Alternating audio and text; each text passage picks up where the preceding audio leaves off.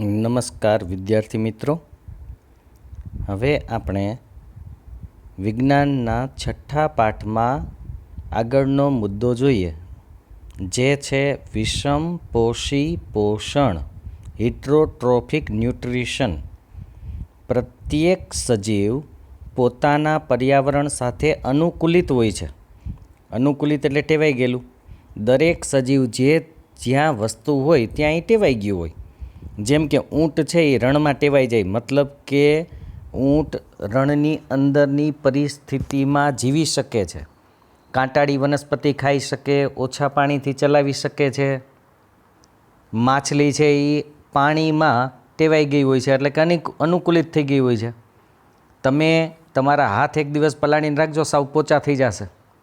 માછલી આજીવન પાણીમાં રહે છે, છતાંય પોચી નથી થતી, કારણ કે એ અનુકૂલિત થઈ ગયેલી છે અને એવી રચનાઓ આપેલી છે. તો દરેકે દરેક સજીવ પોતાના પર્યાવરણ સાથે અનુકૂલિત થઈ જાય છે. તમે ઘણીવાર સાંભળેલું હશે કે એક જગ્યાના પ્રાણીને બીજી જગ્યાએ લઈ જઈએ તો એ નથી જીવી શકતું, કારણ કે તે અહીંયા અનુકૂલિત હતું, ત્યાં નથી. એટલે દરેક સજીવ પોતાના પર્યાવરણ સાથે અનુકૂળ થઈ ગયેલું હોય, ત્યાં ટેવાઈ ગયું હોય. ખોરાક કે આહારના સ્વરૂપને આધારે તેમજ પ્રાપ્યતાના આધારે પોષણની રીત વિવિધ પ્રકારની હોઈ શકે છે. પોષણ મેળવવું, પોષણની રીત અલગ અલગ હોય. કેવી રીતે? તો કે એક તો પહેલાં કેવા પ્રકારનો ખોરાક ખાય છે એના ઉપર આધાર છે. એનું સ્વરૂપ કેવું છે, કયો ખોરાક છે અને એનું સ્વરૂપ કેવું છે. પ્રાપ્યતા, ક્યાંથી મળે છે, કેવી રીતે મળે છે, એ પણ જરૂરી છે. ક્યાંથી મળે છે અને કેવી રીતે મળે છે એના ઉપર પણ આધારિત હોય છે. ઉદાહરણ તરીકે, જો ખોરાકનો સ્ત્રોત અચળ હોય, અચળ એટલે જે હલનચલન કરી શકતો નથી, જેમ કે ઘાસ. ઘાસ એક જ જગ્યાએ આવેલું હોય, એ હલનચલન કરી શકે નહીં, એ અચળ સ્ત્રોત છે. કે ગતિશીલ છે, જેમ કે હરણ. હરણ ગતિશીલ ખોરાક છે. હરણે કોકનો તો ખોરાક છે જ. તો ખોરાક બે પ્રકારના છે, કાં અચળ હોય અને કાં ચલિત હોય, એટલે કે ગતિશીલ હોય. બંને પ્રકારના ખોરાકના અભિગમની રીત ભિન્ન ભિન્ન છે. અને ગાય અને વાઘ ક્યાં પોષણ ઉપકરણનો ઉપયોગ કરે છે? જો બંનેની, ગાય ઘાસ ખાવા માટે ત્યાં જાય છે, વાઘ હરણની પાછળ દોડીને પોતાનો શિકાર પ્રાપ્ત કરે છે. બેયનો અભિગમ અલગ અલગ છે, બેયની ખોરાક પ્રાપ્ત કરવાની રીત અલગ અલગ છે, કારણ કે બેય અલગ અલગ પ્રકારનો ખોરાક છે. એટલા માટે સજીવો દ્વારા ખોરાક ગ્રહણ કરવું એટલે શરીરની અંદર લેવું. આપણે ખોરાક ખાઈએ એને ગ્રહણ કરવું કહેવાય. અને તેના ઉપયોગ એટલે એ પચીને એનું શોષણ થઈ એમાંથી શક્તિ છૂટી પડે એને ઉપયોગ કહેવાય. આપણે ખાધેલા ખોરાકમાંથી જ્યારે પાચન થઈ જાય, શોષણ થઈ જાય અને શક્તિ છૂટી પડી જાય ત્યાં સુધીની ક્રિયા એટલે ઉપયોગ. તો ખોરાક ગ્રહણ કરવાની અને તેના ઉપયોગની અનેક પ્રયુક્તિઓ એટલે કે જુદી જુદી રીતો છે. કેટલાક સજીવો પોષક પદાર્થોનું વિઘટન શરીરની બહાર કરે છે. હવે આપણે જ્યારે ખોરાક ખાઈએ ત્યારે પહેલાં આપણે ખોરાકને કાપીએ, તોડીએ અને મોટા કણોનું નાના કણોમાં રૂપાંતર કરીએ, એટલે કે વિઘટન કરીએ છીએ. આપણા શરીરમાં જઠ્ઠરમાં જાય ત્યાં પણ મોટા કણોનું નાના કણોમાં રૂપાંતર થાય. એટલે કે આપણે ખોરાકનું અથવા તો પોષક પદાર્થનું વિઘટન શરીરની અંદર થાય છે. પણ કેટલાક એવા પણ સજીવો છે કે જે પોષક પદાર્થોનું વિઘટન બહાર કરે, શરીરની બહાર, અને પછી તેનું શોષણ કરે. પહેલાં વિઘટન બહાર કરે, પછી શોષણ કરે. આપણે શું કરીએ? આપણે ખોરાક ખાઈ, અંદર વિઘટન કરીએ અને પછી તેનું શોષણ કરીએ છીએ. આ બંનેમાં આટલો ફરક છે. હવે આવું કોણ કરે છે? કેવું? તો કે પોષક પદાર્થોનું વિઘટન શરીરની બહાર કોણ કરે છે? તો એમાં છે બ્રેડ મોલ્ડ, તંતુમય ફૂગ. તમે રોટલી અથવા બ્રેડ ઉપર થયેલી ફૂગ જોઈ હશે. રોટલી કે બ્રેડ ઉપર જે ફૂગ થાય ને એને બ્રેડ મોલ્ડ કહેવાય છે. તાતણા તાતણાવાળી હોય, લીલા અથવા સફેદ, એને મોલ્ડ પ્રકારની ફૂગ કહેવાય. બીજું છે ઈસ્ટ. ઈસ્ટ જે ફૂગ છે એ ગોળ જ હોય. એમ સામાન્ય રીતે હું તમને અહીંયા સાઈડમાં બતાવું છું હમણાં. એ ગોળ જ હોય છે. એ આ પ્રકારની આવી આમ ઈસ્ટ ફૂગ હોય. આપણે કદાચ આગળ આવી ગયું છે. આવી ગોળ પ્રકારની ફૂગ આવેલી હોય છે અને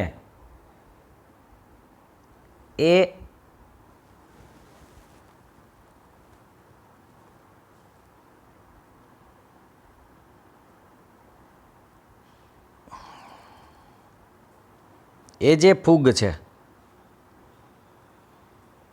ઈસ્ટ આપણે આથો લઈ આવવા માટે ઉપયોગી છે. અને મશરૂમ જે બિલાડીનો ટોપ, આપણે ખબર છે બિલાડીનો ટોપ કહીએ છીએ એને, એ ફૂગના ઉદાહરણ છે. અન્ય સજીવો પોષક પદાર્થનું સંપૂર્ણ અંતઃગ્રહણ કરે છે. અન્ય સજીવો એટલે આપણે શું કરીએ છીએ કે સંપૂર્ણ અંતઃગ્રહણ કરીએ, એટલે કે આખે આખું આપણે શરીરની અંદર લઈએ છીએ.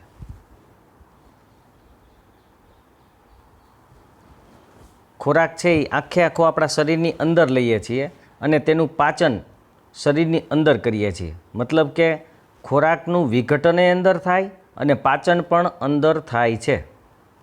સજીવ દ્વારા ખોરાકના અંતઃગ્રહણ કરવાની અને એનું પાચન કરવાની રીત તેમના શરીરની સંરચના અને કાર્ય પદ્ધતિ ઉપર નિર્ભર છે. હવે યાદ રાખજો કે આપણે અંતઃગ્રહણ તો કરીએ છીએ, પણ અંતઃગ્રહણ કરવાની રીત પણ અલગ અલગ છે અને પાચન કરવાની રીત પણ અલગ અલગ છે. હવે અંતઃગ્રહણ કરવાની રીત હમણાં આપણે અમીબાની તો જોશું, પણ હું તમને જુદા જુદા ઉદાહરણ આપું. દાખલા તરીકે આપણે ખોરાકનું અંતઃગ્રહણ કેવી રીતે કરીએ છીએ તો કે કોઈ પણ પોષક પદાર્થ એટલે કે ખોરાકને કાપી કાપીને, પછી શાકાહારી હોય કે માંસાહારી હોય, કાપી કાપીને ખાઈએ છીએ. જ્યારે સાપ છે, અજગર છે, એ આખે આખું ખાઈ જાય. અજગર છે માણસને આખે આખો અંદર ગળી જાય. સાપ છે ઉંદરને આખે આખો ગળી જાય. તો ખોરાક ગ્રહણ કરવાની રીત અલગ અલગ છે બધાની, અને એનું પાચન કરવાની રીત પણ અલગ છે. જેમ કે આપણે ખોરાક ખાઈ જઠરમાં જઈને પચી જાય. અજગર છે કોઈ માનો કે મોટા પ્રાણીને ખાઈ જાય, માણસને ખાઈ જાય, હરણને પણ ખાઈ જાય, એવું બની શકે છે નાના એવા હોય તો એનું પાચન એને ન થાય. એ ઝાડની ડાળીની ચારે બાજુ વીંટળાય એટલે અંદર રહેલો જે માણસ કે પ્રાણી હોય એ તૂટે, પછી એનું પાચન થાય. કહેવાનો મતલબ છે કે ખોરાકનું અંતઃગ્રહણ કરવાની રીત બધાની અલગ અલગ છે અને એનું પાચન કરવાની રીત પણ બધાની અલગ અલગ છે. એ કેના ઉપર આધારિત છે તો કે એની શરીરની સંરચના, એ કેવા પ્રકારનું શરીર ધરાવે છે અને એની કાર્ય પદ્ધતિ કેવી છે એના ઉપર આધારિત છે. ઘાસ, ફળ, કીટક, માછલી કે મરેલા સસલાને ખાનારા પ્રાણીઓમાં રહેલી ભિન્નતા શું તમે વિચારો છો? તો કે હા, ઘાસ ખાનારું પ્રાણી અલગ છે કારણ કે એના આંતરડા લાંબા હોય.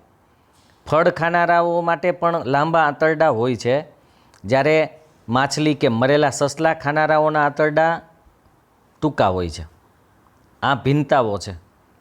કેટલાક અન્ય સજીવો વનસ્પતિઓ અને પ્રાણીઓને મારી નાખ્યા વગર એમાંથી પોષણ પ્રાપ્ત કરે છે. એટલે કે વનસ્પતિને મારી નથી નાખતા કે પ્રાણીને મારતા નથી, પણ તો એમાંથી પોષણ મેળવી લે. કેવી રીતે એ હમણાં હું કહું. આ પોષણની રીત છે અમરવેલ. અમરવેલ એક વનસ્પતિ છે.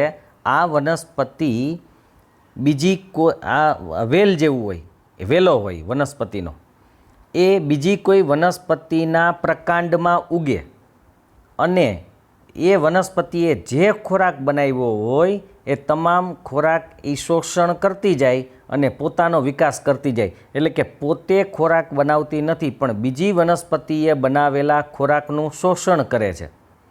આ બધાના ફોટા ને એ બધું હું પછી ગ્રુપમાં મૂકી દઈશ. પણ એ અમરવેલ બીજી વનસ્પતિમાંથી પોતાનો ખોરાક શોષણ કરે છે. એટલે બીજી વનસ્પતિને મારે નહીં, બીજી વનસ્પતિ જે ખોરાક બનાવે એમાંથી આ પોતાનો ખોરાક લેતી જાય, માર્યા વગર પોષણ મેળવે છે.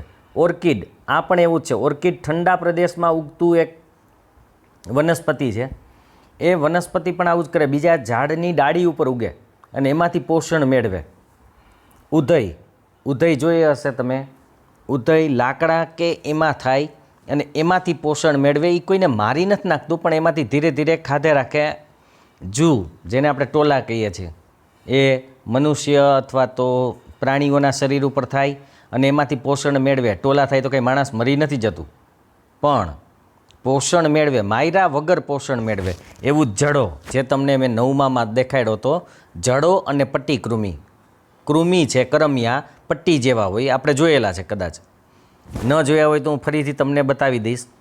તો જડો મનુષ્યને હાથ સાથે કે પગ સાથે કે શરીરમાં કોઈ પણ જગ્યાએ ચોંટી જાય અને એમાંથી લોહી ચૂસે.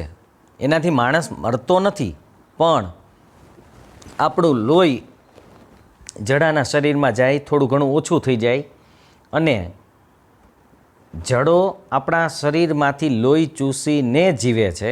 પોતે ખોરાક મેળવતો જ નથી, ડાયરેક્ટ આપણા લોહીમાંથી જ ખોરાક મળી જાય એને.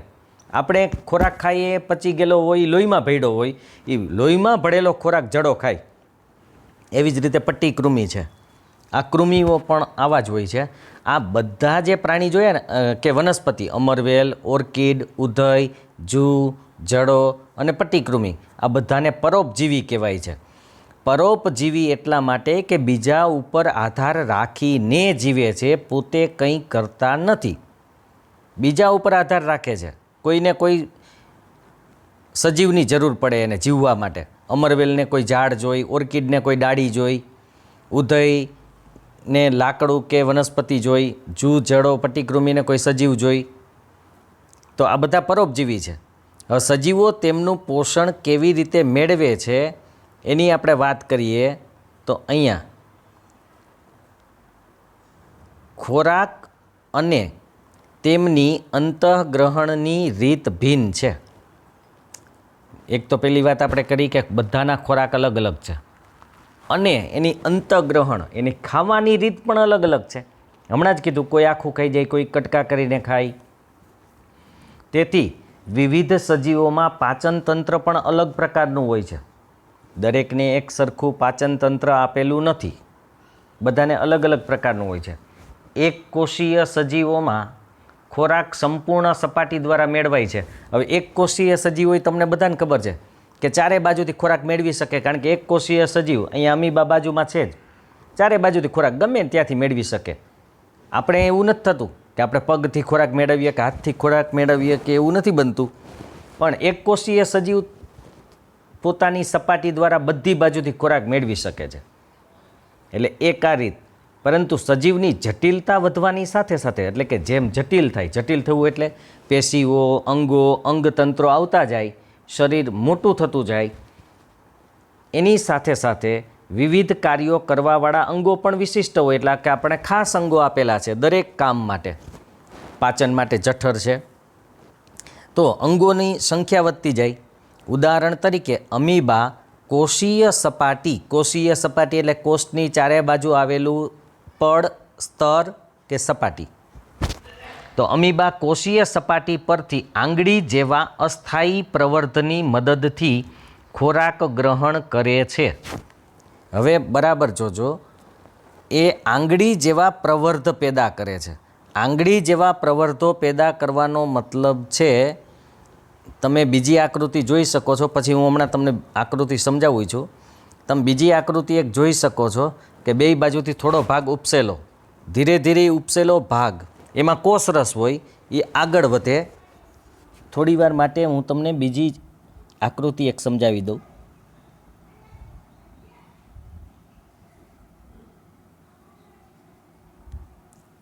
અહીંયા તમે એક આકૃતિ અમીબાની આપણી જે બુકમાં છે એ જ જોઈ શકશો. અહીંયા આકૃતિ છે જ. આ આકૃતિ જે દેખાય છે તમને, એની અંદર સૌથી પહેલાં કોષ કેન્દ્ર દોરેલું છે. ખોરાકનો કણ છે, અન્નકણ કહેવાય છે એને, એટલે કે એના માટેનું અનાજ એટલે કંઈ નથી. અમીબાનો ખોરાક શું, તો કે પાણીમાં જે નાના નાના જીવજંતુ હોય, અમીબા કરતાં પણ નાના, એનો ખોરાક તરીકે ઉપયોગ કરે. લાલ જે દેખાય છે તમને, એ લાલ જે છે એ એનો ખોરાક છે, એ ખોરાક તરીકે ઉપયોગ કરે. પછી બીજી જે આકૃતિ છે એ બીજી આકૃતિની અંદર તમે એક વસ્તુ જોઈ શકશો કે કૂટપાદ લખેલું છે. એ કૂટપાદ છે એ ખોટા પગ કહેવાય છે. ખરેખર ફૂટપાદ જેવું લાગે છે પણ એ કૂટપાદ છે, ખોટા પગો છે. એ ખોટા પગો આગળ વધતા જાય અમીબામાં. એ આ રીતે હોય. અમીબા આ કોઈ પણ આકારનું હોય. હવે થાય શું? થાય એવું કે એક બાજુથી એના પગ આ રીતે આગળ વધે, બીજી બાજુથી આ રીતે આગળ વધતું જાય, ધીરે ધીરે આમ આગળ વધી એ અહીંયા ખોરાકને ભેગો કરે. પછી શું થાય કે જ્યારે એ ખોરાક એકદમ આગળ આવી જાય એટલે અહીંયા માની લો ખોરાક છે તો આ પગ અહીંયા સુધી આવી જાય, આ પગ અહીંયા સુધી આવી જાય અને એને અંદર લઈ લે. આ રીતે ચારે બાજુથી વીંટળાઈ જાય અને શરીર આખું આવું બની જાય પાછું, અને અંદર ખોરાક આવી ગયો. આ ખોરાક લેવાની એની રીત છે. છતાંય હું તમને બીજો આવો વિડીયો હશે આનો તો હું તમને ગ્રુપમાં શેર કરી દઈશ. પણ આ ભેગું થઈ જાય, હું અહીંયા પણ બતાવું છું. ધીરે ધીરે આ અડી જાય છે. આ અડી જાય એટલે આવી કોથળી જેવી રચના બની જાય. જુઓ તમે ત્રીજી આકૃતિ જે છે એની અંદર તમે જોઈ શકો છો એ પગ અડી ગયા. બે બાજુથી આગળ આવતા જાય અને એ પગ અડતા જાય છે. અડી અને કોથળી જેવી રચના બનાવે અને ધીરે ધીરે એ ખોરાકનું પાચન થઈ જાય. પછી તમને જોઈ લાલ ખોરાક દેખાતોય નહીં હોય, એનો મતલબ છે કે એ ખોરાક પચી ગયો છે. આ રીતે ખોરાકનું પાચન થાય છે.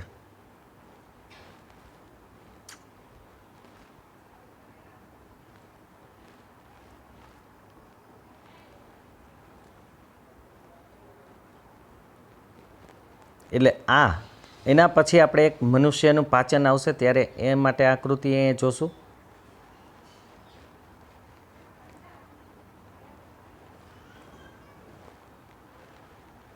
હવે આપણે જે પાઠનો અભ્યાસ કરતા હતા ત્યાં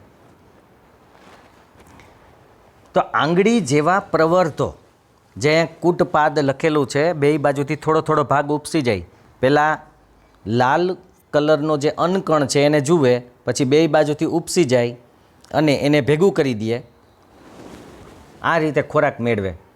તો એમાં થોડાક શબ્દો જોવાના છે કે આંગળી જેવા અસ્થાયી પ્રવર્ત. અસ્થાયી એટલા માટે કે અમીબાનો કોઈ આકાર છે જ નહીં અને અમીબાને આવા જે પગો છે એ ગમે ત્યાં પેદા થાય, એટલે કોઈ ફિક્સ નથી, એટલે અસ્થાયી કહેવાય. આપણા હાથ પગ છે ને એ સ્થાયી છે, કે ફિક્સ જ છે કે હાથ એટલે અહીંયા જ હોય. અમીબાને ગમે તે બાજુથી જોઈએ ને તમે ચારે બાજુ જુઓ હાથ જેવું જ હશે. માની લ્યો કે ઉપરથી પણ તમને ઉપસેલા ભાગો દેખાય, જ્યાં ખોરાક આવે ત્યાંથી આવી રીતે ગોળ કરી નાખે. જે જગ્યાએથી ખોરાક આવતો હોય એ બાજુ એ પગ પેદા કરી શકે છે. જે બાજુથી આવે એ બાજુથી એ પગ પેદા કરી શકે. તમે જોઈ શકશો અહીંયા પણ જો પગ ખોટા છે, અહીંયા પણ ખોટા પગો છે, આ બાજુ પણ ખોટા પગો છે, અહીંયા બધી બાજુએ ખોટા પગો છે. એટલે કે ગમે તે બાજુ પગ બનાવવા હોય તો એ બનાવી શકે છે. હવે આપણે આગળ અભ્યાસ કરશું. તો અસ્થાયી પ્રવર્ધની મદદથી ખોરાક ગ્રહણ કરે છે. આ પ્રવર્ધ ખોરાકના કણોને ઘેરી લે એટલે ચારે બાજુથી આવરી લે. ચારે બાજુ જુઓ ખોરાક વચ્ચે આવી ગયો અને પગો અડી ગયા બે, એને ઘેરી લેવો કહેવાય. અને તેની સાથે જોડાણ કેળવીને અન્નધાની બનાવે છે. અન્નધાની એટલે આપણે જેમ જઠર હોય એમ એને ખોરાક અંદર આવી જાય એટલે કોથળી જેવો ભાગ બની જાય. જુઓ તમે વચ્ચે સફેદ અને લાલ કોથળી જેવો ભાગ જોઈ શકો છો. અહીંયા સફેદમાં લાલ કલર કરેલો જે છે એ અન્નધાની છે, ત્યાં લખેલું છે જુઓ અન્નધાની, એની અંદર ખોરાકનો કણ છે એ આવેલો છે. તો અન્નધાની બનાવે છે. અન્નધાનીમાં ખોરાકનું પાચન થાય એટલે જઠર જેવું કામકાજ છે એનું. આકૃતિ આપી જ છે. અન્નધાનીની અંદર જટિલ પદાર્થોનું વિઘટન સરળ પદાર્થોમાં થાય. જટિલ એટલે મોટા અણુનું નાના નાના અણુમાં રૂપાંતર થાય. કારણ કે કોઈ પણ પદાર્થ જ્યાં સુધી નાના અણુઓમાં રૂપાંતર ન થાય ત્યાં સુધી ખોરાકનું પાચન ન કરી શકે. એટલે અન્નધાનીની અંદર જે જટિલ પદાર્થ હોય તો એનું સરળ પદાર્થોમાં રૂપાંતર થાય અને પાચન થાય છે. અને તે કોષરસમાં પ્રસરણ પામે. ચારે બાજુએ કોષરસ આવેલો છે, જુઓ ટપકા ટપકા દેખાય છે. ધીરે ધીરે ખોરાક પચી અને ટપકા ટપકા જેવો જે ભાગ છે એની અંદર ભળી જાય છે. આ ટપકા જેવા ભાગની અંદર ભળી જાય એટલે કે પ્રસરણ પામે, એટલે કે પ્રસરીને એની અંદર જાય છે. હવે જે ખોરાકનું પાચન થઈ ગયું એ કોષરસમાં ભળી ગયું એટલે એનું શોષણ થઈ ગયું ગણાય. એટલે કે ખોરાકનું શોષણ થાય અને પછી એનો ઉપયોગ કરી અને શક્તિ પેદા કરશે. પણ વધેલો ખોરાક, જે ખોરાકનું પાચન નથી થયું એને વધેલો ખોરાક કહેવાય. એટલે કે અપાચિત પદાર્થ, જે ખોરાક પચ્યો નથી એવો અપાચિત પદાર્થ કોષની સપાટીની તરફ ગતિ કરે. એટલે કે આ જે કોષની સપાટી દેખાય છે તમને, એ કોષની સપાટી, આને એક મિનિટ, આ જે સપાટી છે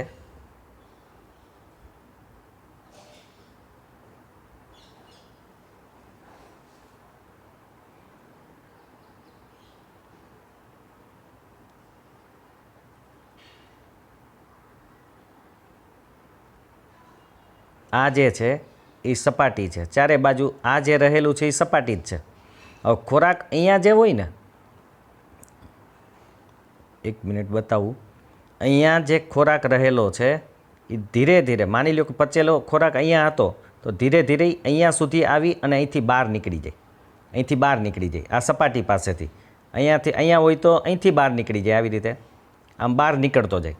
તો આને કહેવાય છે અપાચિત ખોરાક બહાર જવો, જેને મળોત્સર્જન પણ કહેવાય. એ મળોત્સર્જન કહો તો મળોત્સર્જન છે જે કેવું હોય, મળોત્સર્જન એટલે મળનો નિકાલ કરવો. તો અપાચિત પદાર્થ કોષની સપાટીની તરફ ગતિ કરે, એટલે કે સપાટી પાસે આવે અને સપાટી પાસે આવી અને ત્યાંથી બહાર નીકળી જાય છે, એનો નિકાલ કરી દેવામાં આવે શરીરમાંથી. પેરામિશિયમ પણ એક કોષીય સજીવ છે, એ પણ અમીબા જેવું જ છે. તેના કોષનો એક નિશ્ચિત આકાર હોય છે. તમને ખબર છે પેરામિશિયમનો આકાર છે એ સ્લીપર જેવો છે. અમીબાને કોઈ આકાર નથી. પેરામિશિયમ સ્લીપર જેવો આકાર ધરાવે છે. તેના કોષનો એક નિશ્ચિત આકાર હોય છે અને ખોરાક એક વિશિષ્ટ સ્થાન દ્વારા જ ગ્રહણ કરી શકે. એમાં ચોક્કસ એનું મુખ હોય, એ મુખથી જ ગ્રહણ થાય.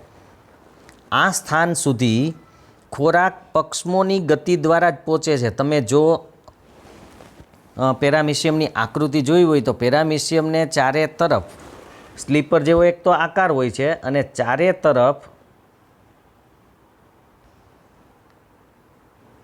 પક્ષમો આવેલા હોય છે. ચારે તરફ છે ને પક્ષમો આવેલા હોય.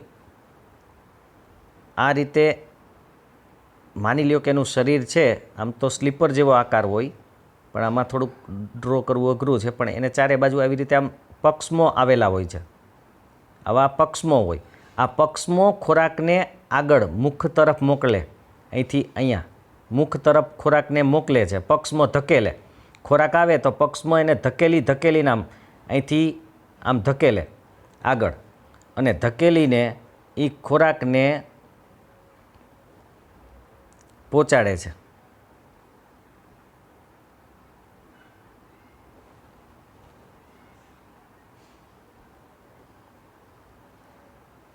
આગળની તરફ મુખ સુધી પહોંચાડે. તો આ સ્થાન સુધી ખોરાક પક્ષમોની ગતિ દ્વારા જ પહોંચે, જે કોષની સંપૂર્ણ સપાટીને ઢાંકી દેતો હોય છે. એટલે કે ચારે તરફ આવેલા હોય પક્ષમો છે, એ ચારે તરફ આવેલા હોય છે, ઢાંકી દેતું હોય છે.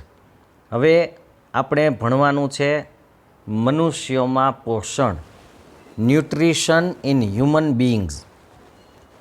પાચન માર્ગ કે પાચનની મૂળભૂત સ્વરૂપે મુખથી ગુદા સુધી વિસ્તરેલી એક લાંબી નળી છે, પાચન માર્ગ. હવે આપણે પહેલાં છે ને એક આકૃતિ આની જોઈ જ લઈએ પાચન તંત્રની, પછી જ બીજી વાત આપણે કરીએ એટલે વાંધો નહીં આવે. આ જે છે આપણું મનુષ્યનું પાચન તંત્ર છે. મનુષ્યનું પાચન તંત્ર મુખથી શરૂ થાય છે. તમે જોઈ શકશો અહીંયા આપણે મુખ લખેલું છે અથવા મુખ ગુહા, પણ પહેલાં જે હું એરો બતાવું છું આ આપણું મુખ છે, આપણે બધાને ખબર છે. આ મુખથી શરૂ કરી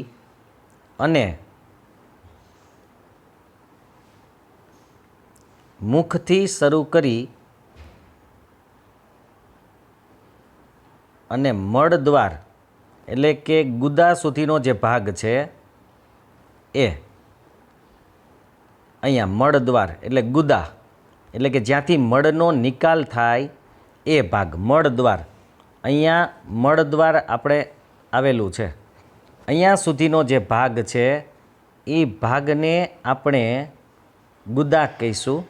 એટલે કે ગુદા સુધીનો જે ભાગ છે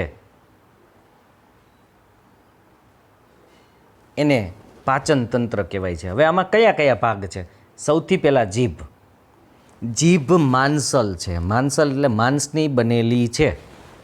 એ આપણે એના વિશે ખબર જ છે, છતાંય આ જીભનું કાર્ય શું છે? તો કે ખોરાકને લાળ રસ સાથે ભેળવવાનું કાર્ય છે.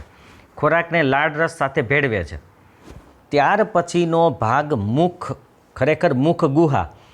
જીભ જ્યાં અંદર આવેલી છે એ જે ભાગ છે ગુફા જેવો, એને મુખ ગુહા કહેવાય છે. એ આપણે મુખ ગુહાની વાત કરશું તો આ જે ભાગ છે મોઢાની અંદરનો ભાગ જે છે એને મુખ ગુહા કહેવાય છે. મુખ ગુહા જેમાં આપણે ખોરાક ચાવીએ છીએ. આપણે મોઢાની અંદર 4 પ્રકારના દાંત હોય. 9મા ધોરણમાં અંગ્રેજીમાં આપણે ભણી ગયા છીએ. પહેલાં આગળના 4 દાંત ઉપર નીચે છે એ છેદક દાંત છે, જેનાથી કંઈ પણ વસ્તુને કાપવામાં આવે. ત્યાર પછી 2 દાંત જે છે એ રાક્ષસી દાંત હોય ઉપર નીચે, જે રાક્ષસોને લાંબા હતા પહેલાં રાક્ષસી દાંત કહેવાય, ચીરવા માટે વપરાય છે.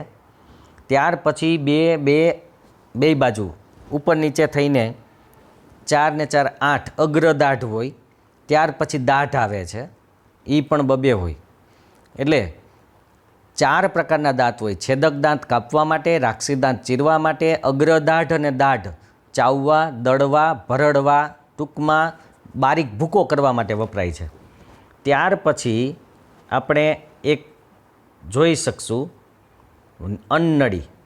અન્નળી છે એ છેક ગળાથી શરૂ થઈ અને જઠર સુધી આવેલી હોય છે. અન્નળી એક રબર જેવી પાઇપ છે. એમાં ખોરાક ધીરે ધીરે ધીરે લપસીને નીચે પડે.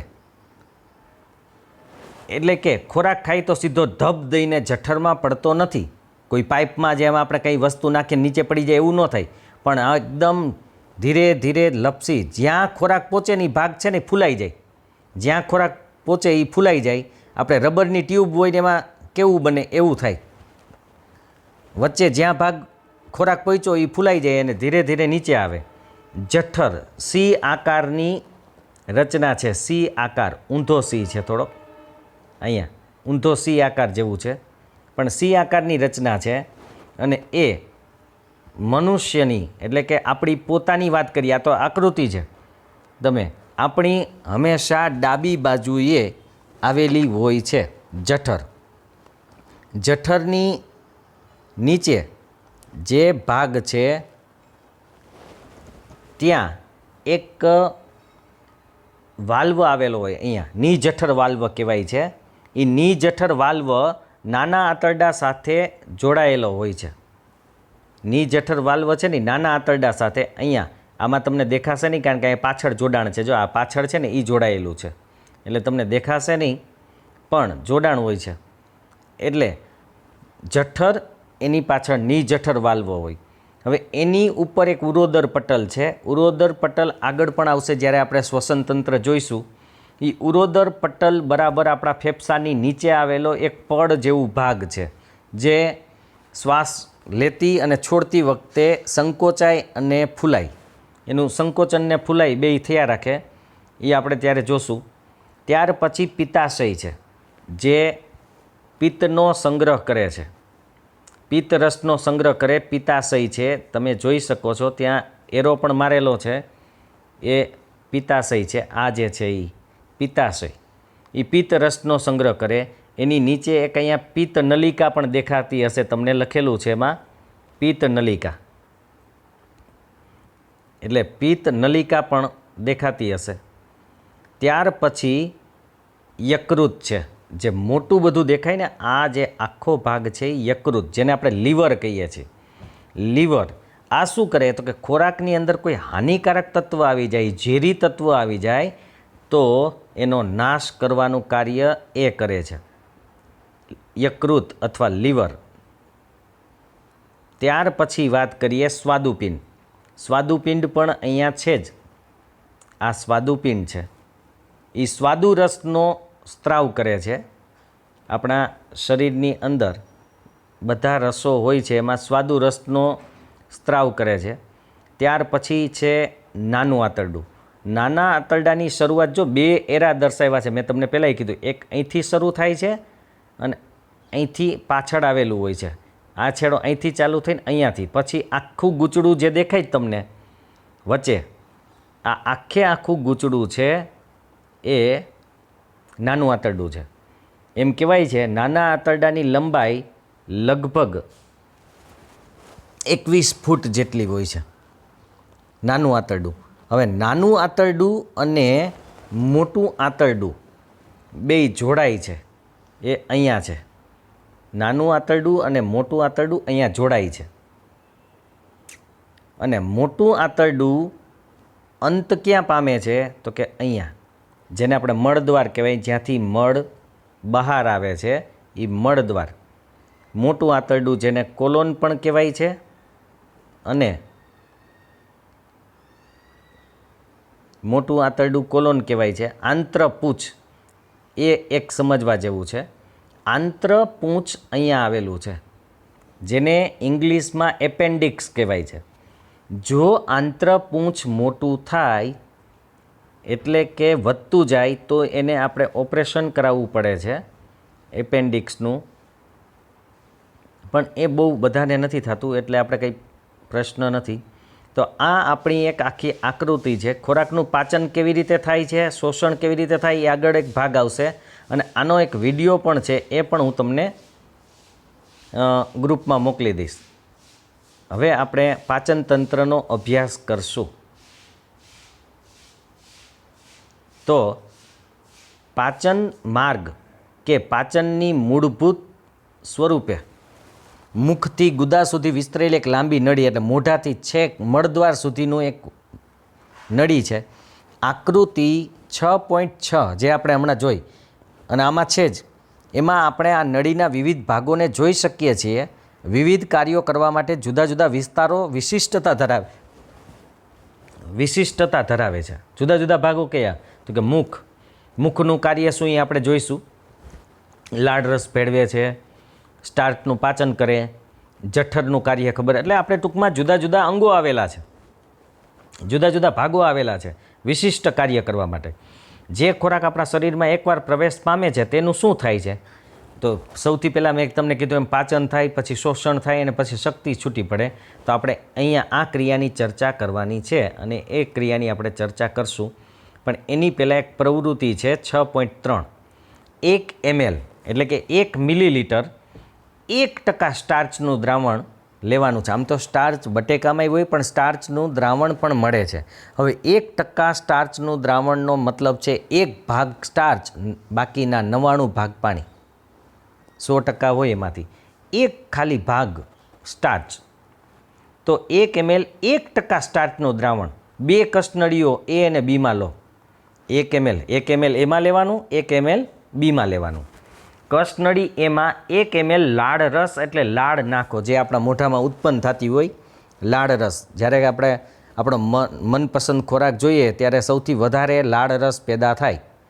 તો એ લાળ રસ 1 કસનળી એમાં નાખવાનું છે, બીજીમાં કંઈ નથી કરવાનું. એમને આ બંને કસનળીઓને 20 થી 30 મિનિટ સુધી હલાવ્યા વગર મૂકી રાખો. હવે પ્રત્યેક કસનળીમાં કેટલાક ટીપા મંદ આયોડિનના દ્રાવણના નાખો. આયોડિન નાખવાથી સ્ટાર્ચનો કલર બદલી જાય, આપણે ખબર છે. કઈ કસનળીમાં તમને રંગ પરિવર્તન દેખાય છે? તો કે બી કસનળીમાં. બી કસનળીમાં રંગ પરિવર્તન દેખાશે કારણ કે બી કસનળીમાં સ્ટાર્ચ છે.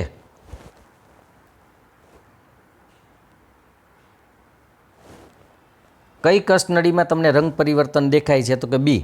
બંને કસનળીઓમાં સ્ટાર્ચની હાજરી કે ગેરહાજરીના વિશે તમે શું નિર્દેશિત કરી શકશો? તો કે એમાં સ્ટાર્ચ નથી. કેમ કે લાળરસ ભળવાથી સ્ટાર્ચનું પાચન થઈ જાય છે શર્કરામાં.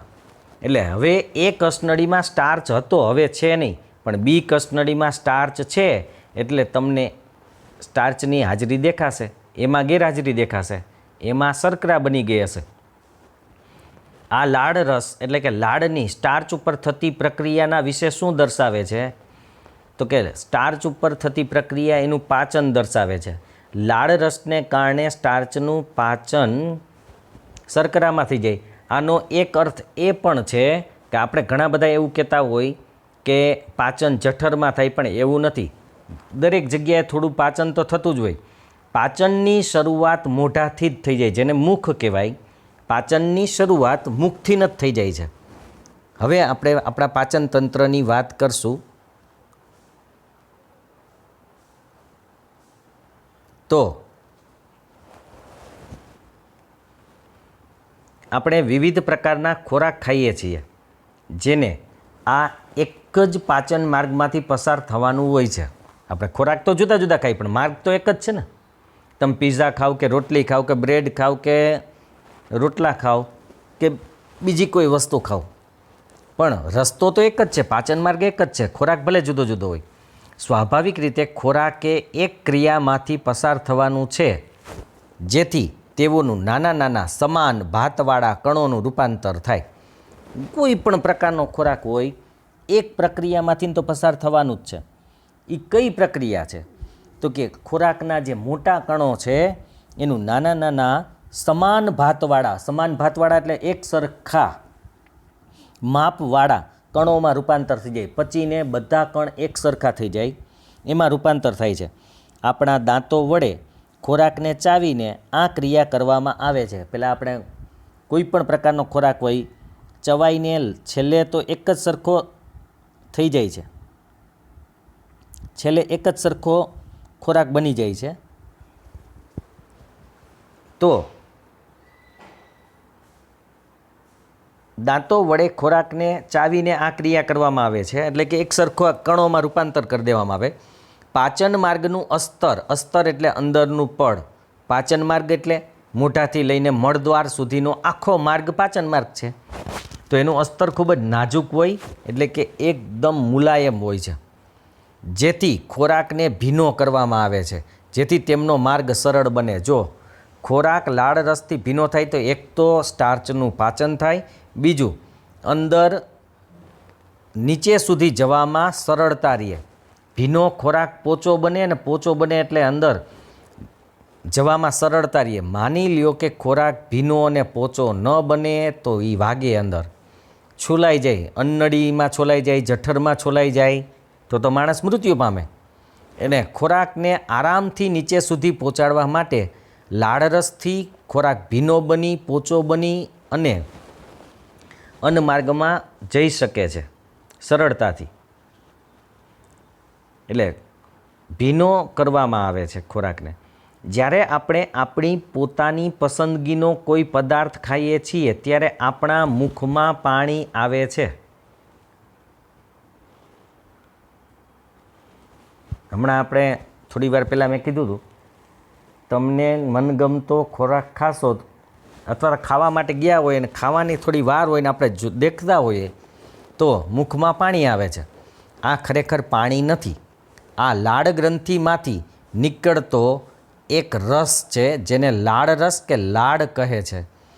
માણસની અંદર 6 લાળ ગ્રંથિ આવેલી હોય, 3 જોડી, 2 જીભની નીચે, 2 જીભની સાઈડમાં અને 2 જીભની થોડીક ઉપરના ભાગે. આવી રીતે 6 લાળ ગ્રંથિ આવેલી હોય છે. આ લાળ રસનો સ્ત્રાવ કરે છે. તો લાળ ગ્રંથિમાંથી નીકળતો એક રસ છે, જેને લાળ રસ કે લાળ કહે છે. આપણે જે ખોરાક ખાઈએ છીએ તેના વિશે બીજી એક બાબત એ છે કે તે જટિલ રચના ધરાવે. આપણે ખોરાક લઈએ ને જટિલ જ હોય. જટિલ એટલા માટે કે મોટા મોટા અણુઓથી બનેલો હોય. જો તેનું શોષણ પાચન માર્ગ દ્વારા કરવું હોય તો એને નાના નાના અણુઓમાં વિઘટિત કે ખંડિત કરવો જોઈએ. જોઈ નાના નાના ભાગમાં ખંડિત અથવા વિઘટિત એટલે કે તૂટે નહીં, નાના નાના કણમાં રૂપાંતર ન પામે તો શોષણ ન થાય. આપણા શરીરને શોષણ કરવું હોય તો ફરજિયાત એ નાના નાના કટકાઓમાં રૂપાંતર થવો જોઈએ. આ કાર્ય કોણ કરે? હવે તો કે જૈવિક ઉદ્દીપકો, કાલે આપણે કદાચ વાત થઈ હતી, જૈવિક ઉદ્દીપકો દ્વારા થાય, જેને આપણે ઉત્સેચક કહીએ છીએ. ઉત્સેચકોનું કામ છે ક્રિયાને ઝડપી બનાવવું. હવે આપણે એમ થાય કે અહીંયા કઈ ક્રિયા છે, તો કે અહીં પચવાની ક્રિયા છે. પચવાની ક્રિયા કોણ ઝડપી બનાવે? તો કે ઉત્સેચક. કેવી રીતે? તો કે અગાઉથી મોટા કણોનું નાના કણમાં રૂપાંતર કરે એટલે પચવામાં સરળતા થઈ જાય. તો આવા કેટલાય ઉત્સેચકો આપણા શરીરમાં હોય છે, તો જેને આપણે ઉત્સેચક કહીએ છીએ. લાળ રસમાં પણ એક ઉત્સેચક હોય છે જેને લાળ રસીય એમાઇલેજ કહેવાય છે. આ એનું નામ છે ઉત્સેચકનું, એમાઇલેજ. લાળ રસીય એમાઇલેજ તે શું કામ કરે? તો કે સ્ટાર્ચના જટિલ અણુનું શર્કરામાં ખંડિત કરી રૂપાંતર કરે. રૂપાંતરણ, હવે આપણે પહેલાંય વાત કરી હતી, સ્ટાર્ચનું રૂપાંતર શર્કરામાં કરી નાખે. એટલે તો તમે કોઈ પણ ખોરાક ચાવો ને એમ મીઠો લાગે, કારણ કે એમાંય ખાસ કરીને બાફેલા જ્યારે બટેકા આપણે ખાઈએ છીએ ત્યારે વધારે મીઠા લાગે ચાવવાથી, કારણ કે બટેકામાં સ્ટાર્ચ હોય. અને જ્યારે એ મોઢામાં સ્ટાર્ચ જાય ત્યારે લાળ રસ પડે એટલે સ્ટાર્ચનું પાચન થઈને શર્કરા તો મીઠી જ હોય એટલે વધારે મીઠો લાગે. જેમ ખોરાક ચાવશો એમ વધારે મીઠો લાગશે. ખાસ કરીને રોટલી પણ, કારણ કે રોટલીમાં પણ કાર્બોદિત હોય જ છે, શર્કરા. તો સ્ટાર્ચના જટિલ અણુનું શર્કરામાં ખંડિત કરી રૂપાંતરણ કરે છે. ખોરાકને ચાવવા દરમિયાન માંસલ જીભ, માંસલ એટલે માંસની બનેલી જીભ ખોરાકને લાળરસની સાથે સંપૂર્ણ રીતે ભેળવી દે છે. જીભનું કાર્ય ખોરાકને લાળરસ સાથે ભેળવવાનું છે. પાચન માર્ગના દરેક ભાગમાં ખોરાકની નિયમિત રીતે ગતિ તેમની નિયત રીતેથી થાય છે. થાય તે જરૂરી. હવે નિયત રીતનો મતલબ છે કે જે ભાગમાં ખોરાકને જેટલી વાર રહેવું જોઈએ એટલી વાર રહે તો વધારે સારું થાય. નહીં એ જરૂરી છે. માનો કે અન્નળીમાં તો થોડી વાર રહેશે તો ચાલશે, મોઢામાં થોડીક વાર. આમ તો ખોરાક ચાવીને જ ખાવો જોઈએ વ્યવસ્થિત. કેટલી વખત ચાવી સાવ એનો રસ થઈ જાય ત્યાર પછી ઉતારવાથી પાચન સરળ થાય. બાકી આપણે ઝડપથી ચાવીને ઉતારી દઈએ તો પચવામાં અઘરું પડે છે, પછી પેટમાં દુખાવા શરૂ થાય. તો કહેવાનો મતલબ છે કે જે ખોરાકને જે ભાગમાં જેટલો સમય રહેવાનો હોય એટલો સમય રહે જરૂરી છે. જેમ કે જઠરમાં ખોરાક 3 કલાક રહેવો જરૂરી છે. આ મહત્ત્વની વાત છે કે પાચન માર્ગના દરેક ભાગમાં ખોરાકની નિયમિત રીતે ગતિ થવી જોઈએ. બાકી ફટાફટ નીચે જવા જ માંડે તો પાચન ન થાય, શોષણ ન થાય, તો આપણે શક્તિ છૂટી ન પડે અને આપણે મરી જઈએ. જેથી દરેક વિસ્તારમાં તેના ઉપર યોગ્ય ક્રિયા થઈ શકે, કારણ કે જેટલો સમય રોકાય એટલી ક્રિયા થાય. જો એ રોકાય નહીં તો ક્રિયા ન થાય, એટલે કે ખોરાક પચે નહીં. પાચન માર્ગના અસ્તરમાં, અસ્તર એટલે મેં પહેલાં કીધું હતું અંદરનું સ્તર, એમાં લયબદ્ધ સંકોચન પામીને ખોરાકને આગળ ધકેલી શકે તેવા સ્નાયુઓ આવેલા હોય. લયબદ્ધ એટલે ઘડીક સંકોચાય વળી ફૂલાય, વળી સંકોચાય વળી ફૂલાય. જેવા સંકોચાય એટલે ધક્કો લાગે આગળ, વળી ફૂલાઈ જાય, વળી સંકોચન થાય એટલે ધક્કો લાગે. આમ સંકોચાતું જાય, ફૂલાતું જાય, સંકોચાતું જાય, ફૂલાતું જાય અને ખોરાક આગળ વધતો જાય. આવી રીતે સ્નાયુ આવેલા છે. નહીંતર તો કેમ એને ખબર પડે ખોરાકને નીચે જ જવાનું છે? આપણે સૂતા હોય તો આડું થઈ જાય. છતાં પણ ખોરાક આગળ જાય છે નીચે સુધી, એનું મેઇન કારણ છે કે આ સ્નાયુઓ સંકોચાઈને ખોરાકને ધકેલા રાખે આગળ. આમ આ ક્રમાનુસાર લયબદ્ધ સંકોચન ગતિ સંપૂર્ણ પાચન માર્ગના અસ્તરમાં સર્જાય આખા શરીરમાં. જેમ કે સૌથી પહેલાં અન્નળી એ સંકોચન પામીને ખોરાકને જઠરમાં મોકલે, જઠર સંકોચાય એટલે નાના આંતરડામાં જાય, નાના આંતરડું સંકોચાતું જાય ધીરે ધીરે એટલે મોટા આંતરડામાં જાય અને ત્યાંથી મળદ્વાર દ્વારા બહાર નીકળે.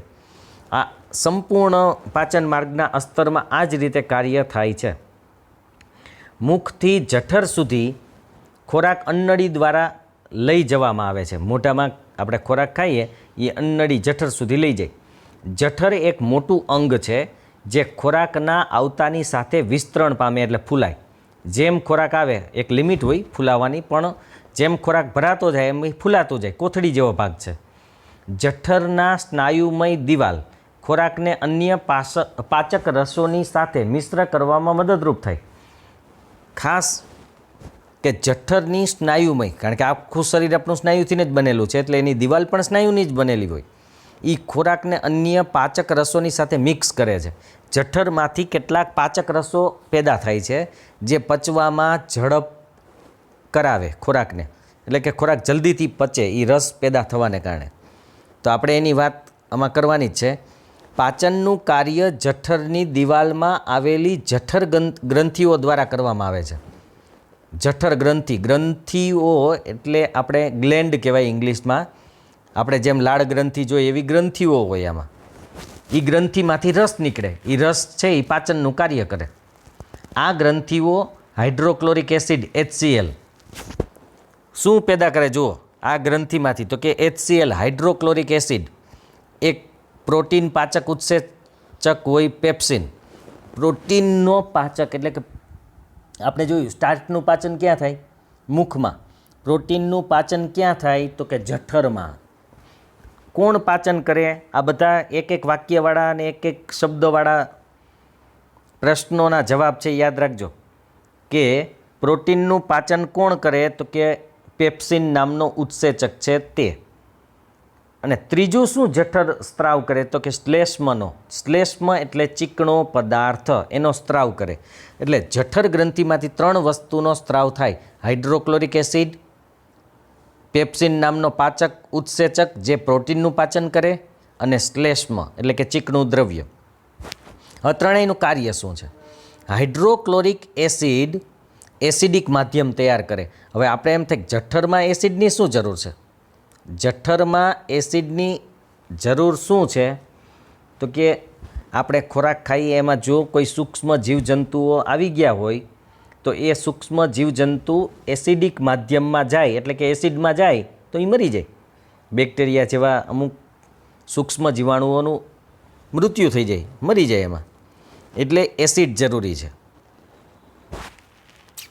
બીજું એનું કાર્ય છે જે પેપ્સિન ઉત્સેચકની પ્રક્રિયામાં પણ મદદરૂપ થાય. પેપ્સિનને પચાવવામાં મદદરૂપ કરે કોણ? એસિડ. એસિડ પેપ્સિન ઉત્સેચકને મદદ કરે છે જેથી પ્રોટીનનું પાચન થાય.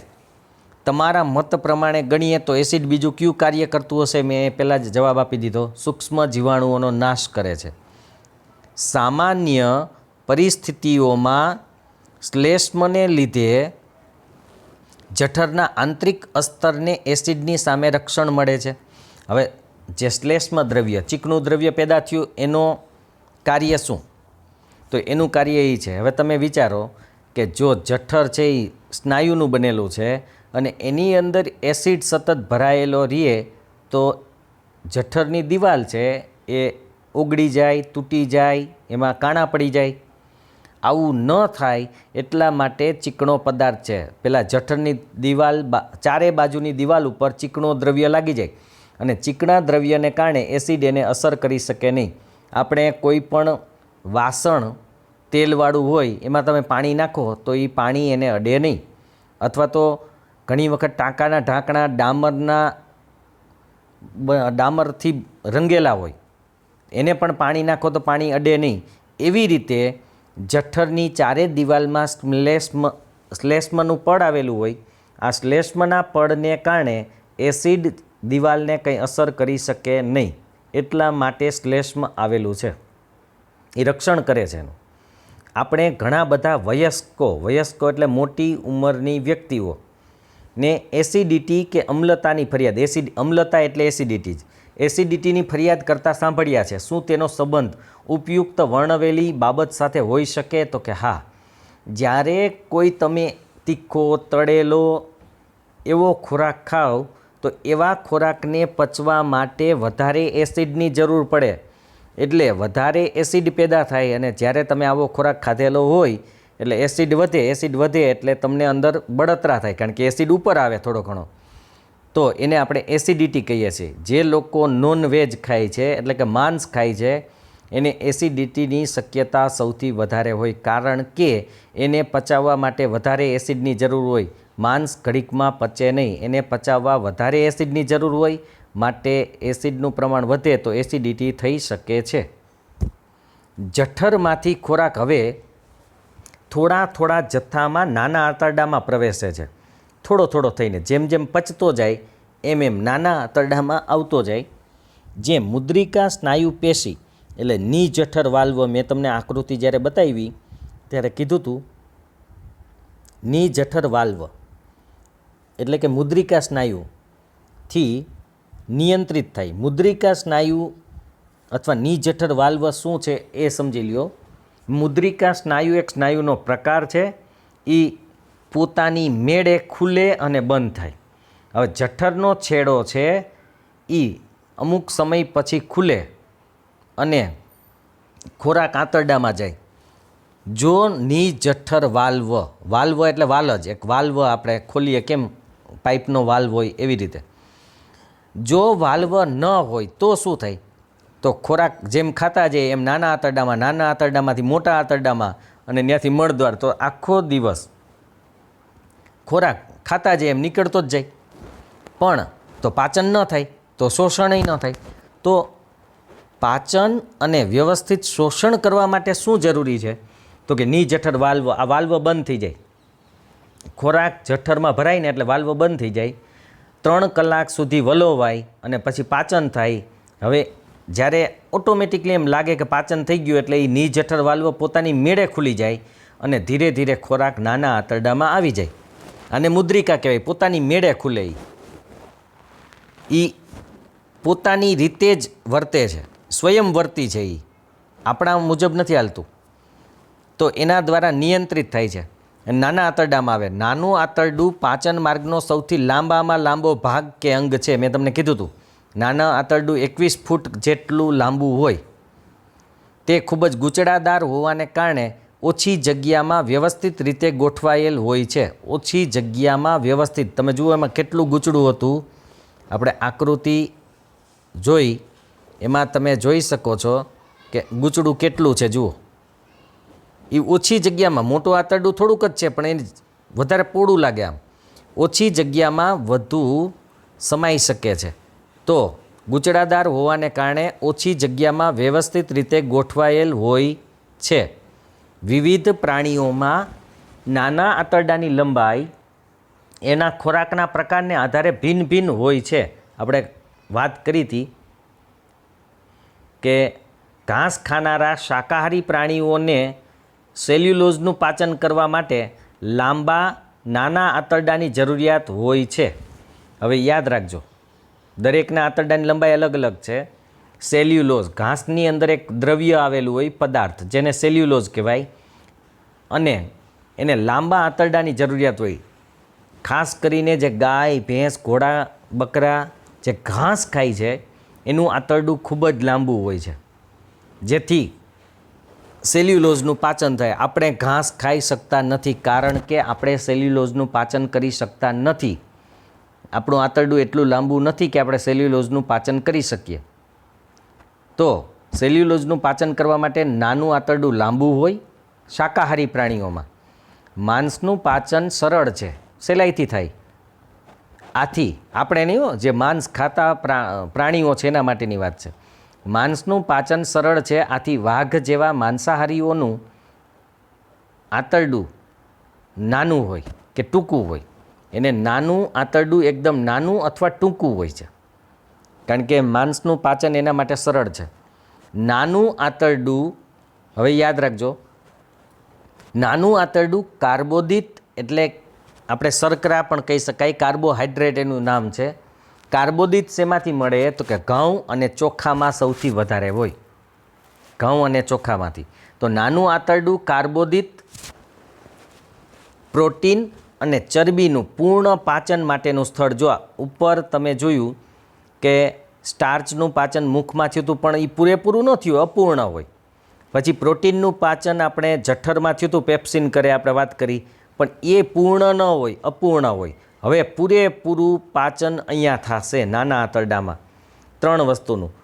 કાર્બોદિત મેં કીધું ઘઉં અને ચોખામાંથી મળે, અને કાર્બોદિતનું મુખ્ય કાર્ય છે શક્તિ પૂરી પાડવી. શક્તિ આપણે બેમાંથી મળે, એક કાર્બોદિતમાંથી મળે અને બીજું ચરબીમાંથી મળે. પણ ચરબીમાંથી 20% શક્તિ મળે, 80% શક્તિ કાર્બોદિતમાંથી મળે. હવે તમે વિચારો, આપણા ખોરાકમાં ઘઉં અને ચોખા સૌથી વધારે હોય. ચરબી શેમાંથી મળે? તો કે તેલ અને ઘીમાંથી. તો વિચારો, તેલ અને ઘી કેટલું ખોરાકમાં લઈએ છીએ આપણે? બહુ ઓછું હોય. એટલે 80% શક્તિ કાર્બોદિત પૂરી પાડે ઘઉં, ચોખા. પ્રોટીન શેમાંથી મળે? તો કે આપણે કાલે કીધું કઠોળ જે હોય, ચણા, મઠ, અડદ, વાલ, વટાણા, ચોરી, ચોરા, એમાંથી મળે છે. તો આ બધાનું પાચન અહીંયા થાય છે. આ કાર્ય માટે તે યકૃત અને સ્વાદુપિંડના સ્ત્રાવી દ્રવ્યો કે પદાર્થોને મેળવે છે. આ બધાનું પાચન કરવું હોય તો એને યકૃત અને સ્વાદુપિંડમાંથી સ્ત્રાવી દ્રવ્યો, સ્ત્રાવી એટલે સ્ત્રાવ થનારા, મતલબ ઉત્પન્ન થનારા દ્રવ્યો કે પદાર્થ જોઈએ. જો યકૃત કે સ્વાદુપિંડના દ્રવ્યો નાના આંતરડામાં ન મળે કે એમાં ન ભળે તો આનું પાચન ન થાય. એ પાચન કરવા માટે, એટલે યાદ રાખજો, યકૃત અને સ્વાદુપિંડનું જોડાણ નાના આંતરડા સાથે હોય છે. જઠરમાંથી આવનારો ખોરાક એસિડિક હોય છે. આપણે ખબર છે એસિડિક શું કામ હોય? કારણ કે ત્યાં એસિડ પેદા થયો હતો, એટલે એ ખોરાક જ્યારે નીચે આવશે ત્યારે એસિડ વાળો થઈને જ આવશે, એટલે એસિડિક હોય. અને સ્વાદુપિંડના ઉત્સેચકોની ક્રિયા માટે તેઓને આલ્કલીય બનાવવામાં આવે છે. આલ્કલીય એટલે બેઝિક. કારણ કે સ્વાદુપિંડના ઉત્સેચકો એસિડિક ખોરાક ઉપર કોઈ અસર કરી શકે નહીં. જો સ્વાદુપિંડના ઉત્સેચકો એસિડિક ખોરાક ઉપર અસર ન કરી શકે તો એનું પાચન ન થાય. તો પાચન કરવા માટે પહેલાં એસિડિક ખોરાકને બેઝિક બનાવવો પડે, એટલે કે બેઝમાં રૂપાંતર કરે છે. તો સ્વાદુપિંડના ઉત્સેચકોની ક્રિયા માટે ખોરાકને બેઝિક બનાવવામાં આવે છે. યકૃતમાંથી સ્ત્રવિત, સ્ત્રવિત એટલે સ્ત્રાવ થાય, એટલે કે ઉત્પન્ન થતો, યકૃતમાંથી ઉત્પન્ન થતો પિત્તરસ આ કાર્ય કરે છે. કયું કાર્ય? તો કે એસિડિક ખોરાકને બેઝ બનાવવાનું કાર્ય કોણ કરે છે? પિત્તરસ. અને આ પિત્તરસ ક્યાંથી પેદા થાય છે? તો કે યકૃતમાંથી. તે વધારામાં બીજું શું કામ કરે? વધારામાં ચરબી પર પણ પ્રક્રિયા દર્શાવે છે. ચરબી ઉપર કઈ પ્રક્રિયા કરે છે? આ પિત્તરસ એક કામ તો બેઝ બનાવવાનું કરે, બીજું શું કરે? તો કે ચરબી ઉપર ક્રિયા કરે. ચરબી ઉપર કઈ ક્રિયા કરે? તો કે નાના આંતરડામાં ચરબી મોટા ગોલકોના સ્વરૂપમાં હોય છે. મોટા ગોલકો એટલે મોટા ગોળ ગોળ ભાગ હોય, જેથી તેના ઉપર ઉત્સેચકોનું કાર્ય કરવું મુશ્કેલ હોય. કારણ કે મોટો ભાગ હોય એટલે એની ચારે બાજુ ઉત્સેચકો કાર્ય કરી શકે નહીં. જેમ નાના ભાગ હોય ને એમ ઉત્સેચક કાર્ય વધારે સારી રીતે કરી શકે. એટલે મોટા ગોલકોમાં કાર્ય ન થાય, એટલે એનું નાના ગોલકોમાં રૂપાંતર કરવું પડે છે. તમે એક વસ્તુ હું તમને બતાવું કે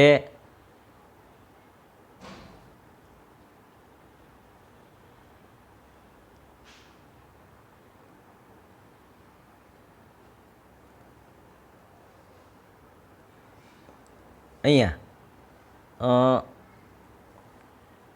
આ મોટું ગોલક છે માની લ્યો. હવે આને તોડી અને નાના નાના ગોલકો બનાવવામાં આવે.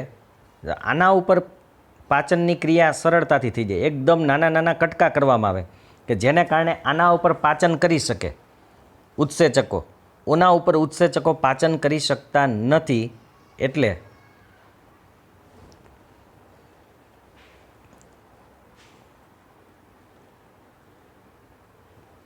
એમાં નાના નાના ગોલકોમાં રૂપાંતર કરવામાં આવે છે. ઉત્સેચકો મુશ્કેલ હોય છે કાર્ય કરવું, એટલે એ કોણ કરે? તો કે પિત્ત ક્ષારો તેઓને વિખંડિત કરીને નાના ગોલકોમાં રૂપાંતરિત કરે છે. હવે પિત્ત ક્ષાર જે પિત્તરસ એટલે કે યકૃતમાંથી પેદા થયા હોય, પિત્તરસ આ કાર્ય કરે, યકૃતમાંથી પેદા થયેલો આ પિત્ત ક્ષાર એ જ છે. તો પિત્ત ક્ષારનું બીજું કાર્ય છે ચરબીના મોટા ગોલકોને તોડીને નાના નાના ભાગમાં કે નાના નાના ગોલકોમાં રૂપાંતરિત કરવા. એટલે ઉત્સેચકોની ક્રિયાશીલતામાં વધારો થાય, કારણ કે નાના ભાગો હોય એટલે ઉત્સેચકો સારી રીતે કાર્ય કરી શકે છે.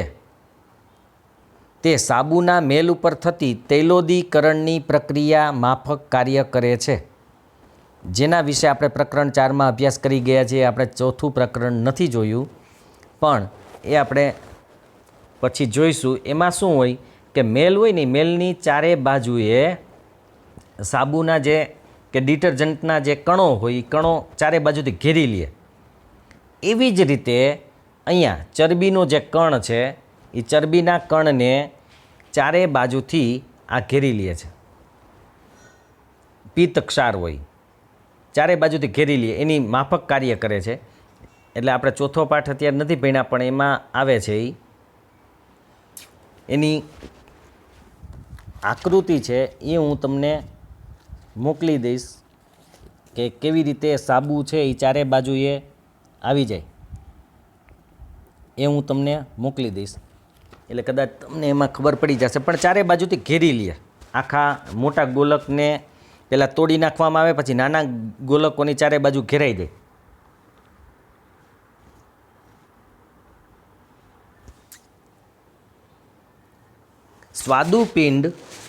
સ્વાદુપિંડ રસ કે સ્વાદુ રસનો સ્ત્રાવ કરે. આ બીજું આવ્યું. સ્વાદુપિંડ શું કામ કરે? તો કે સ્વાદુપિંડ રસ કે સ્વાદુ રસનો સ્ત્રાવ કરે છે, જેમાં પ્રોટીનના પાચન માટે ટ્રિપ્સિન ઉત્સેચક હોય છે. હવે જોજો, પ્રોટીનના પાચન માટે એક ઉત્સેચક પહેલાં આવ્યો પેપ્સિન, એ અપૂર્ણ પાચન કરે. પૂરેપૂરું પાચન કોણ કરે છે? તો કે ટ્રિપ્સિન નામનો ઉત્સેચક. આ યાદ રાખવાનું છે. ટ્રિપ્સિન નામનો ઉત્સેચક છે એ પાચન કરે છે. તૈલોદીકૃત ચરબી, તૈલોદીકૃત એટલે તેલવાળી, તેલથી બનેલી ચરબીનું પાચન કરવા માટે લાઇપેજ ઉત્સેચક હોય છે. ચરબીનું પાચન કરવા માટે લાઇપેજ ઉત્સેચક હોય છે. એક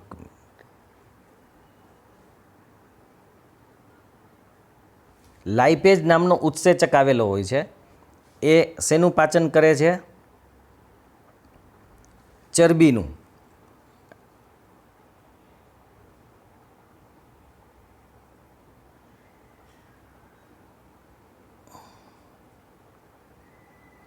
લાઇપેજ છે એ ચરબીનું પાચન કરે છે.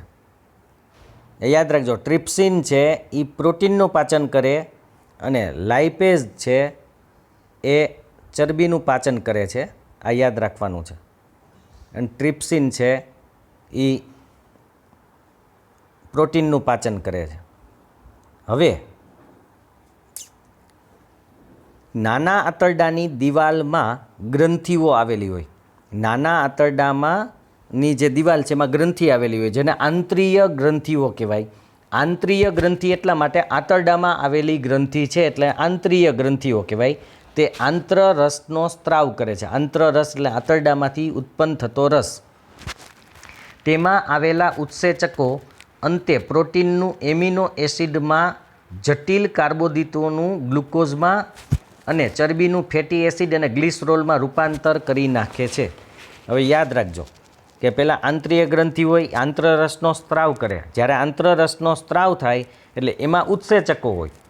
એ ઉત્સેચક અંતે પ્રોટીનનું એમિનો એસિડમાં રૂપાંતર કરે. એ 3 ભાગ છે ઉત્સેચકો. પ્રોટીનનું પાચન તો થઈ ગયું, પણ હવે પચેલા પ્રોટીનનું રૂપાંતર શેમાં થાય છે? Amino acid. 22 જાતના એમિનો એસિડ આવેલા હોય છે, પણ એ આગળના ધોરણોમાં અભ્યાસમાં આવશે એટલે આપણે એ જાણવાની જરૂર નથી. પણ પ્રોટીનનું એમિનો એસિડમાં રૂપાંતર થાય. જટિલ કાર્બોદિત હોય જે મોટા કણો સ્વરૂપે હોય એનું ગ્લુકોઝમાં રૂપાંતર થઈ જાય, એટલે શર્કરામાં ગ્લુકોઝ, અને ગ્લુકોઝમાં રૂપાંતર થાય એટલે એનું દહન થઈ અને શક્તિ છૂટી પડે. અને ચરબીનું ફેટી એસિડ અને ગ્લિસરોલમાં રૂપાંતર થાય. આ જ કોઈ પણ ચરબીમાં ફેટી એસિડ અને ગ્લિસરોલ હોય. તમે આગળ ચોથા ચેપ્ટરમાં આપણે ભણવાનું છે ત્યારે આવશે કે સાબુ છે એ ફેટી એસિડનો જ બનેલો હોય. જ્યારે સાબુ બનાવવામાં આવે ત્યારે ફેટી એસિડમાંથી બને અને ગ્લિસરોલ કાઢી નાખવામાં આવે. પણ જો ગ્લિસરોલ અંદર રાખવામાં આવે તો આપણે શિયાળામાં જે નાહવા માટેના સાબુઓ આવે છે, સંતૂર અને A1 કે એવું કંઈક નામ છે એના, એવા સાબુ આવે જે ગ્લિસરીન યુક્ત હોય, ગ્લિસરીનવાળા સાબુ, ગ્લિસરોલ.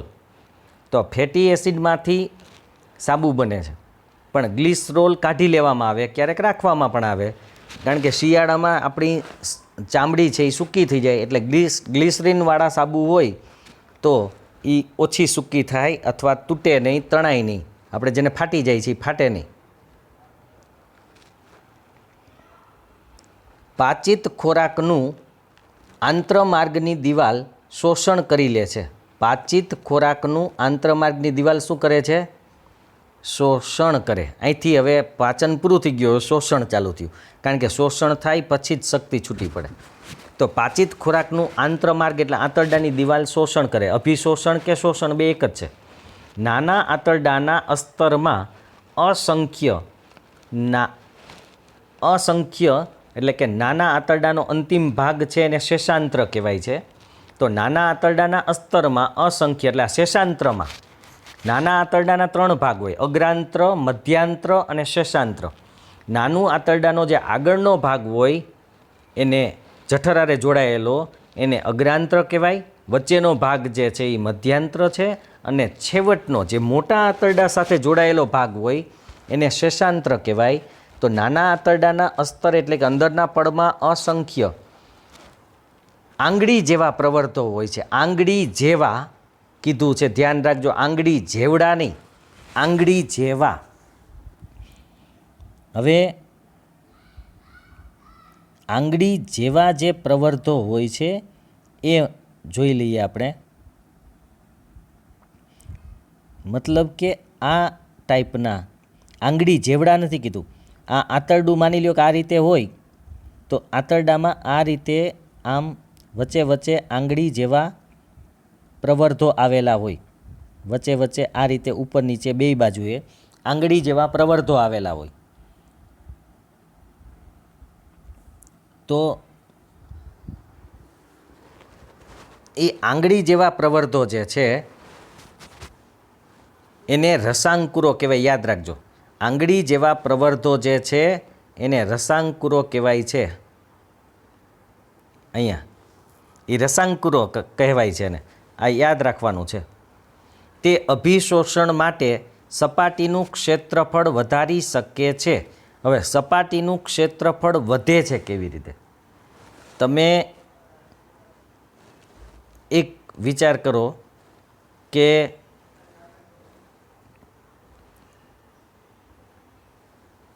આપણું આ આંતરડું છે તો આમાં સપાટી કેટલી? તો કે સપાટી માત્ર અંદરનો ભાગ છે એટલો જ, પણ હવે આ પ્રવર્ધ આવી જાય તો સપાટી કેટલી વધી ગઈ. જુઓ સપાટી, હું પાછું બીજી વખત દોરું ને એ સપાટી છે કે અહીંથી સપાટી ચાલુ કરી અહીંયાથી અહીંયા સુધીની સપાટી વધી ગઈ. આટલી સપાટી પહેલાં નહોતી, પહેલાં તો આટલી જ હતી, જુઓ ખાલી. હવે આટલી સપાટી વધી, હવે બીજો પ્રવર્ધ આવે તો પાછી સપાટી વધશે. આટલી સપાટી હતી જ નહીં, જો એ સીધું સીધું હોત તો આટલી જ સપાટી હોત, ખાલી ઉપરની આટલી નીચેની આટલી. પણ આને કારણે સપાટી વધતી જાય છે, એટલે સપાટી વધે એમ શોષણ વધે. જેમ સપાટી વધતી જાય એમ શોષણ વધતું જાય. એટલા માટે આ સપાટી એટલે કે રસાંકુરો આવેલા હોય છે. તો અભિશોષણ માટે સપાટીનું ક્ષેત્રફળ વધારી શકે છે.